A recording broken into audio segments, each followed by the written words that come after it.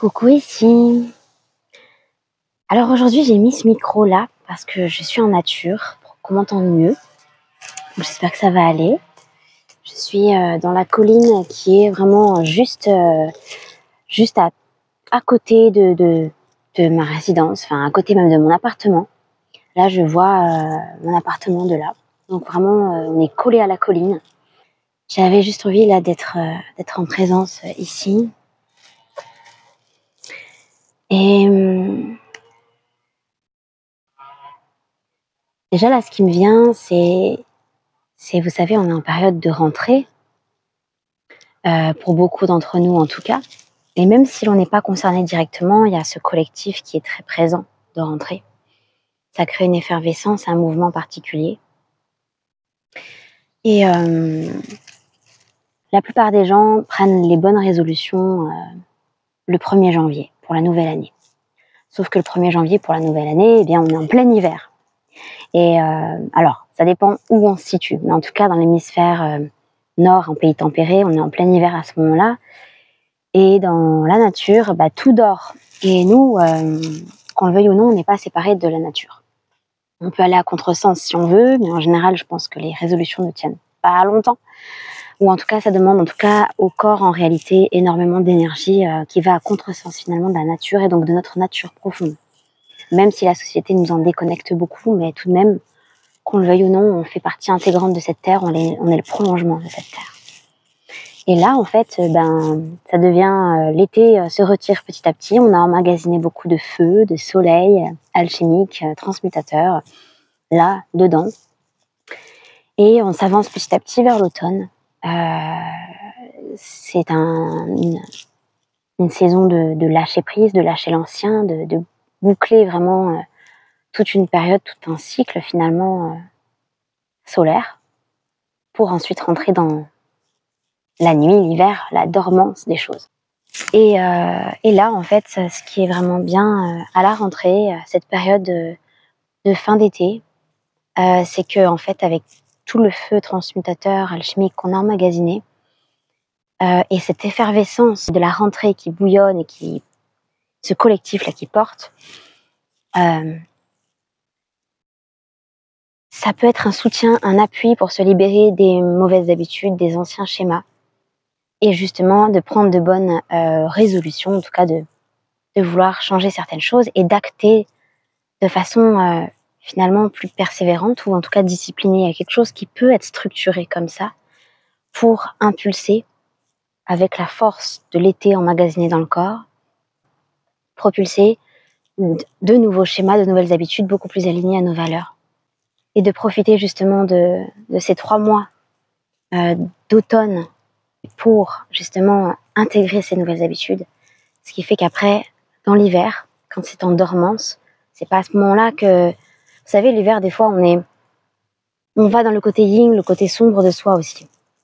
Et il peut y avoir des fois des choses, si on est dans les mauvaises habitudes, qu'on les a pas changées en hiver, elles peuvent ressortir vachement plus fort à ce moment-là.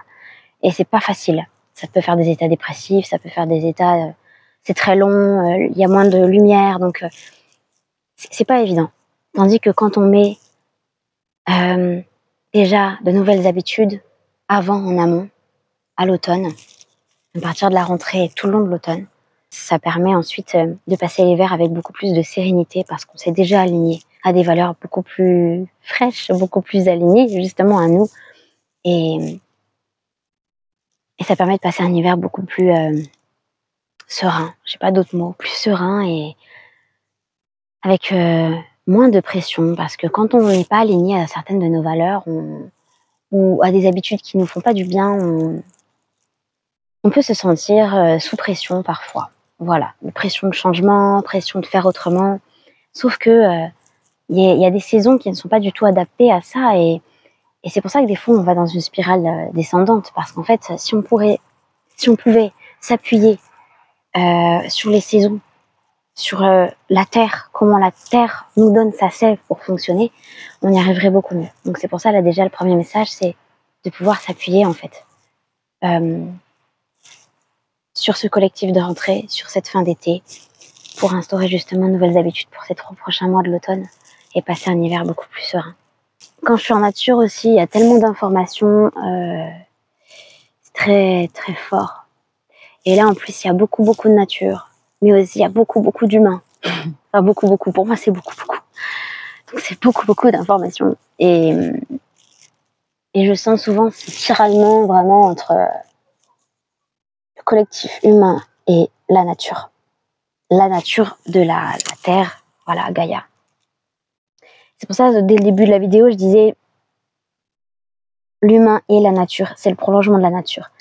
Mais je trouve que de vivre incarné dans une espèce qui est déconnectée de la nature, tandis qu'on vit sur cette planète, c'est elle qui nous aime, qui nous soutient, qui nous aide, qui nous nourrit, qui nous porte inconditionnellement chaque jour, quoi qu'il se passe, qui que l'on soit, quoi que l'on fasse, elle est là. Et c'est dur d'être incarné dans une espèce qui est autant désalignée à sa nature, à la nature, à son environnement, à sa maison en fait. Sa maison avec un grand M, la maison d'ici. Alors voilà, déjà j'avais envie de transmettre ce message. Aligne-toi avec la nature, aligne-toi avec ces saisons. La saison, là maintenant, propice à ce changement, à se défaire de l'ancien pour créer du nouveau.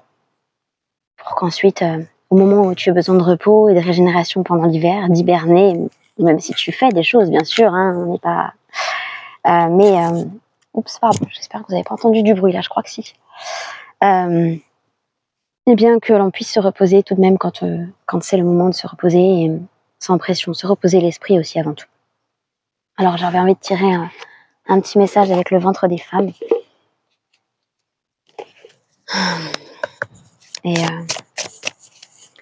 pour voir, voilà, qu'est-ce qui pourrait ressortir en guidance avec les cartes. On me dit qu'il y a un autre message que la nature ici veut vous envoyer, veut t'envoyer. C'est drôle, depuis le début je dis vous. Je sais pas, là je suis moins dans le côté intime, je suis plus dans le côté, justement le côté collectif.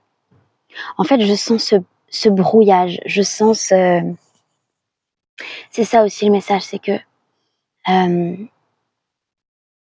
si on n'arrive pas à impulser avec la saison ces nouveaux changements, ces nouvelles habitudes, ces nouveaux schémas, c'est aussi parce qu'il y a un certain brouillage. Il y a le collectif de la rentrée dans les effervescences, c'est super, ça porte, et en même temps, les gens, ils sont affairés à leur truc, ils sont dans leur tête, ils sont dans un certain speed, et c'est pas facile. Ouais, c'est pas simple. Pour les plus sensibles d'entre nous, c'est vraiment particulier à vivre, et je pense qu'aussi ça dépend des périodes de vie. Quand on est bien avec soi, quand on est en tout cas, qu'on se sent fort dans son corps, déjà, ça passe. Quand par contre on est un peu plus vulnérable, c'est un peu plus compliqué. C'est vrai. Je vais juste regarder l'heure parce que je vais chercher bientôt ma fille à l'école. Bon, ça va, j'ai le temps.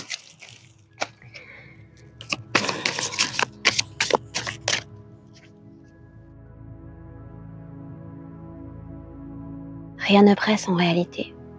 Quand tu vis au rythme des saisons, tout a son rythme. C'est pas toi qui fais, c'est la vie qui est faite à travers toi. Vous, humains, vous voulez toujours contrôler. Vous voulez toujours prédire. Vous voulez toujours vous enliser dans des choses qui sont souvent futiles à nos yeux et importantes pour vous. Vous voulez vous créer des repères par-ci par-là. Mais à vouloir créer tout plein de repères, vous vous perdez. Le repère, il est là. Il est tout autour de vous. Il est dans ce que vous regardez, dans ce que vous ressentez, dans ce que vous sentez, dans ce qui vous porte.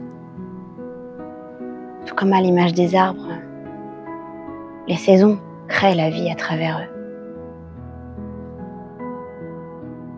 Nous ne disons pas que vous sommes des arbres, que vous êtes des arbres, mais Vous êtes connectés terre-ciel, tels des piliers comme des arbres. Vous avez des racines terrestres, des racines célestes. Vous avez du sang qui est votre sève. Vous avez le souffle. Vous avez la vie. Vous êtes ici. Vous vous déplacez et vous pensez différemment. Vous agissez différemment.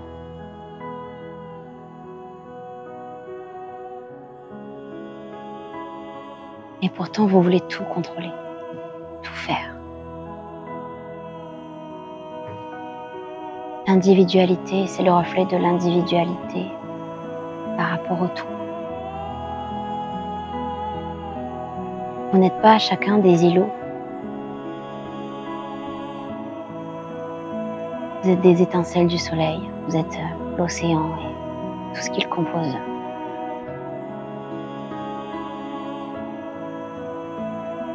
Si tu te permets de vivre au rythme des saisons, que tu sois dans un pays chaud ou de saison, humide, sèche, ou un pays dit tempéré, à plus ou moins 4 saisons, la Terre sait ce qu'elle doit faire. Tu es un prolongement d'elle. La Terre te dit, le cosmos te dit, le soleil te dit, la lune inspire et te dit. Tout est en mouvance selon cette maison, selon ton âme, selon tout ça.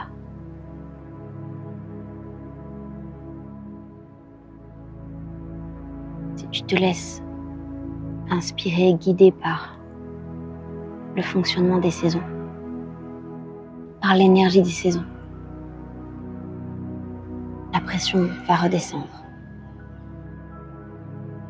Parce que dans la nature, tout est accompli à un rythme bien précis.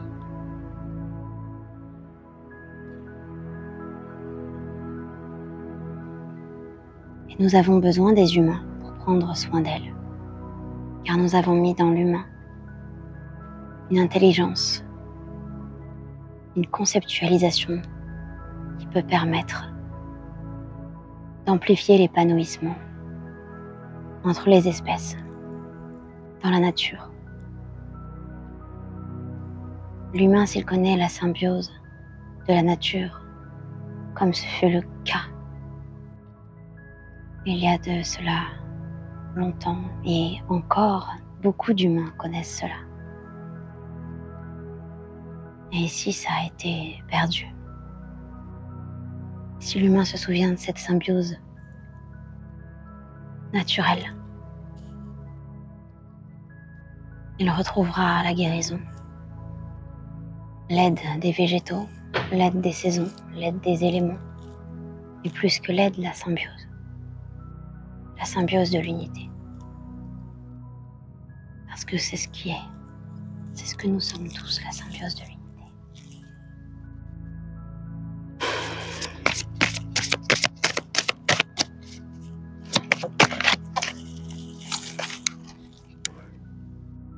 Le refuge.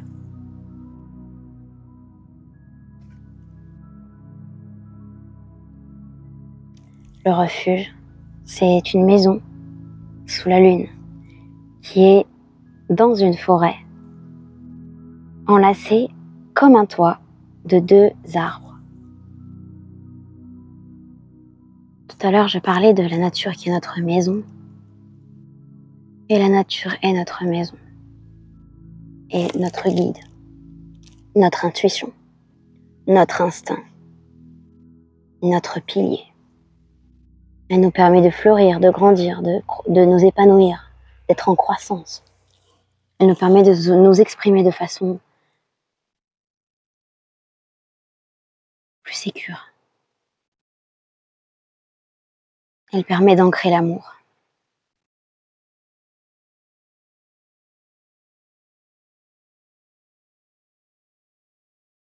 Il y a dans la nature cet amour, cette essence totalement inconditionnelle. Et pourtant, souvent, quand je me balade dans la nature, je ressens de la tristesse. Et elle vient pas forcément que de moi, même si la nature m'accueille dans tous mes états, et je l'honore pour ça, parce que je n'hésite pas à rire, danser, pleurer, chanter, crier parfois. Même si crier, je le fais plutôt dans mon oreiller quand c'est nécessaire. Mais la nature, elle est triste aussi de ressentir notre collectif humain qui est déconnecté. Ça lui fait mal, énergétiquement, c'est un mal énergétique. Je sais pas comment expliquer. C'est comme quand on coupe un arbre ou quand on arrache. C'est pas la même douleur que nous tout à fait. C'est pas nerveux pareil, c'est pas la douleur pareille. C'est une douleur énergétique, mais tout de même une douleur très profonde. Et la nature est souvent triste par rapport.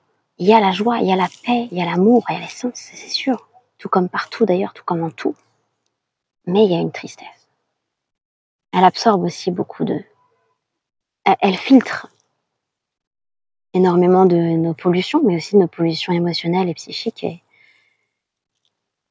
énergétiques, astrales, et puis bien sûr la pollution physique. Mais elle filtre aussi un peu le poumon, le foie même, de la terre, c'est un peu. Je dirais même que c'est un peu tous les organes finalement, parce que c'est le cœur aussi, enfin. Et elle filtre nos abysses, elle filtre ce qui fait mal, et elle filtre la souffrance du collectif humain déconnecté d'elle. C'est comme si Gaïa nous dit revenez vers moi et vous trouverez ce refuge-là. Déjà. Avant de vouloir chercher l'inaccessible, ressentez déjà la plénitude dans l'accessible ici, l'environnement qui est juste à portée de main. La nature, ou même la ville, dans le sourire des gens, distribuer des sourires, des regards. Puis si l'on a besoin de nature, on peut toujours trouver même ne serait-ce qu'un petit coin de nature en ville pour s'y ressourcer. C'est comme si on peut l'amplifier comme une loupe en fait.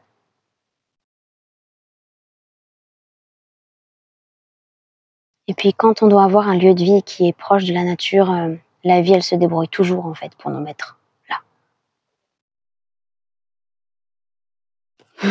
Le ventre de la baleine. Alors il y a le refuge, le ventre de la baleine, il y a encore la lune, ici la lune, il y a une notion de nuit, le fait de se sentir perdu. Mes tresses et perles, j'espère que ça va pas faire trop de bruit dans le micro. Peut-être j'aurais pas très bien pu ne pas mettre le micro, mais bon.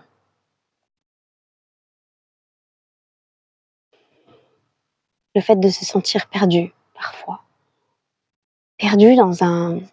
On me montre comme si ça c'était la planète, que ça c'était l'univers autour. Perdu sur une planète, sur un habitat collectif, où il y a des milliards et des milliards d'espèces différentes et de vibrations différentes. Perdu, cherchant parfois à en sortir, à s'évader sans pouvoir le faire. Concrètement. Être emprisonné comme dans une bulle, et en même temps s'y sentir bien dans cette bulle. Et la chose qui fait que ça peut nous éclairer au milieu de la nuit, c'est notre intuition. Notre intuition, c'est celle qui parle dans le cœur, c'est celle qui chuchote. C'est celle qui est instinctive aussi. C'est celle qui ressent, qui perçoit. C'est celle qui n'est pas ici. L'intuition, elle est le corps, elle est là. Elle est même pas le troisième œil, forcément, tellement le troisième œil du collectif humain est très parasité, c'est plutôt ici que ça se situe en général. Mais bon, chacun est différent. Mais elle est aussi partout dans le corps, elle est autour, l'intuition, elle a des antennes partout, terre, ciel. Le fait simplement de se toucher, de respirer pour certains, de se mettre au sol, même ne serait-ce que chez soi si on ne peut pas le faire dans la nature, et de sentir notre corps se déposer contre le sol ou contre le matelas ou contre le dossier du canapé, sentir le corps qui s'appuie, ça permet déjà de faire taire un petit peu le superflu et de se reconnecter à l'intuition. Pour que plutôt que se sentir emprisonné dans cette terre, et la baleine, c'est la sagesse, c'est immense. Et c'est un mammifère comme nous. C'est un peu comme si on nous disait la terre est notre mère. Et on la croit différente, tandis qu'en fait, elle est de même nature que nous. Comme ce mammifère qui est de même nature que nous, mammifères. Là, je parle en tant que vraiment dans le côté humain. Mais l'humain est divin aussi. Et plutôt que de se sentir emprisonné dans cette sphère terrestre, sentir sa sagesse, sa puissance, sa force, et s'y sentir dans sa maison, dans son refuge. Oh bah regardez, j'avais même pas capté. Vous voyez, au dos des cartes là, voilà, il y a la terre-mère. Je l'avais déjà pris, ce que je crois cette carte, elle était déjà sortie pour une guidance, mais bon. Comme je vous dis, le collectif est aussi ce qu'il est, donc les messages ont besoin de repasser. La terre-mère et l'arbre, bien sûr.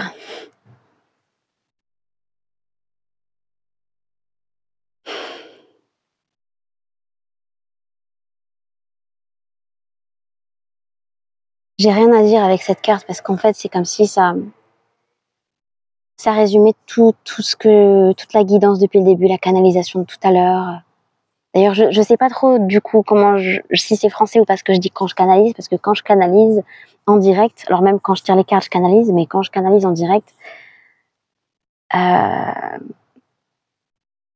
on se sert de ma voix pour parler, je suis complètement là, mais c'est juste que voilà, ça se peut que je bug. Donc, je verrai bien. De toute façon, je relis toujours les vidéos, je les re-regarde avant de vous les poster.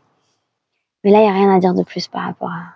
C'est un peu le résumé, voilà, en image de ce que j'ai exprimé, de ce qu'on a exprimé. Ouais. Et j'ai envie de te prendre une carte, je vérifie l'heure.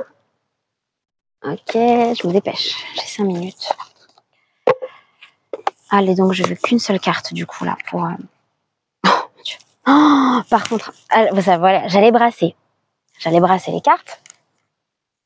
Bon, l'état sauvage, je retrouve mon instinct naturel, déjà, c'était là.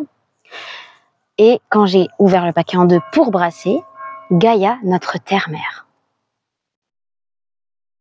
Pareil, il n'y a pas de mots. C'est ce que je viens de dire. Donc je vais quand même brasser et tirer une carte avec celui-là. Et on va voir s'il y a un dernier message qui veut sortir ou pas. Oula.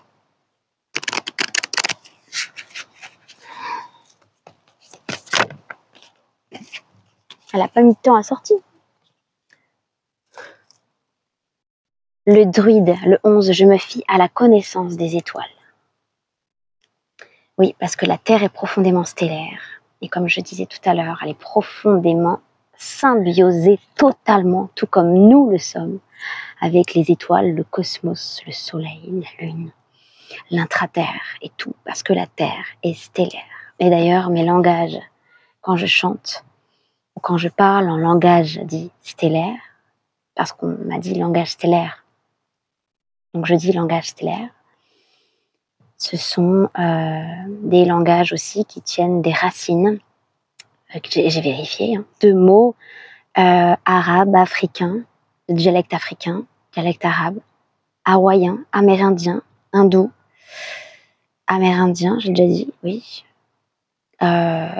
Et je sais plus, il y a un dernier endroit. En gros, c'est le langage des gardiens de la Terre. Et la Terre, donc c'est là qu'elle est profondément reliée au stellaire, parce qu'en fait, elle est profondément stellaire. Elle est un astre qui, lui aussi, dans l'univers, quand on la voit d'ailleurs. Et elle est complètement dans l'univers. Et là, j'y vois donc ce papy-là.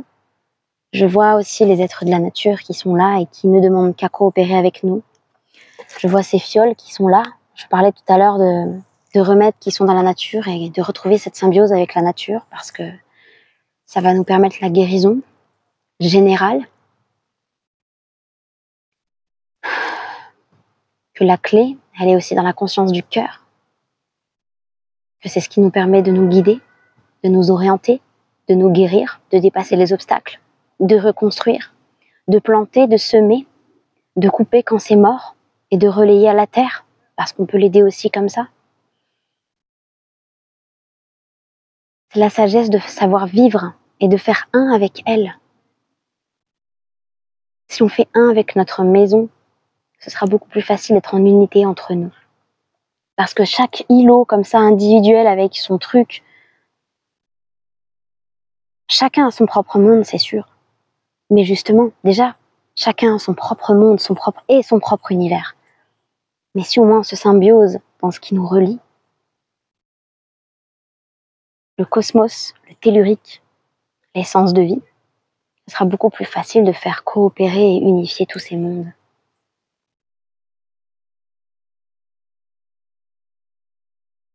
Je sens comme un ordre un peu. Comme la présence de l'archange Michael qui dit maintenant ça suffit en fait. Il va falloir vraiment se réveiller, il va falloir vraiment porter la lanterne et éclairer, réveiller. Et surtout n'en faire qu'à votre cœur, qu'à votre conscience du cœur.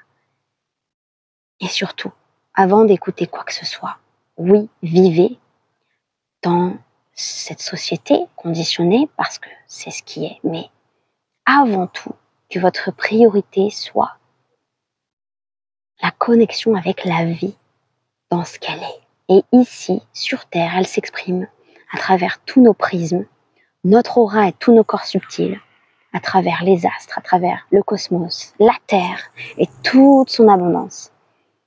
Parce que c'est une immense chance, c'est quand même un immense bénéfice, bénédiction même plutôt, d'être sur cette Terre qui est juste incroyable, tellement riche de vie, de couleurs, de formes, de textures, de goûts, de saveurs, de poésie, de chants, oui, et aussi de toutes ces lois qui sont dures, de dualité, etc. Mais l'humain, il a une place précise aussi par rapport à ça. Il y a vraiment une place dans l'humain qui... Vous savez, des fois, l'humain peut faire cohabiter des espèces qui, de base, sont des proies. Des proies avec des prédateurs. L'humain peut faire cohabiter ces espèces-là pour les rendre amis. Vous imaginez ce qui se passerait si l'humain il déployait son intelligence avec tout son amour? Est-ce qu'il peut faire ça aussi avec les végétaux, amplifier l'intelligence de cette vie-là, l'intelligence des animaux, communier avec, aller au-delà de l'instinct tout en faisant de lui un guide aussi. Je prenais un bâton, hein, c'est là, un côté vraiment, allez quoi, vraiment. Je m'attendais pas trop à ce genre de message de guidance, mais je crois que, d'ailleurs, ça fait un peu écho au post que j'ai posté il y a pas longtemps, et je crois que le message avait besoin de passer.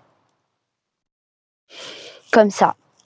Donc je réécouterai, j'espère que le micro n'a pas été... Enfin, j'espère que voilà, il n'y a pas eu... C'est la première fois que je l'utilise comme ça, et qu'il n'y a pas eu de... Je m'en excuse sinon, vraiment. Voilà. En tout cas, prenez soin de vous. Là, j'ai vous voyez, parce que je crois que là... plus qu'à l'individualité, plus qu'à l'intimité. Comme je disais, j'aime l'intime. Mais là, plus qu'à l'intimité,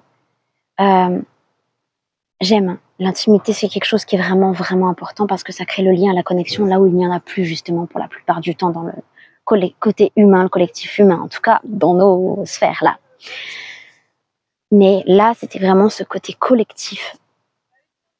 Collectif. Large. Voilà, collectif, large.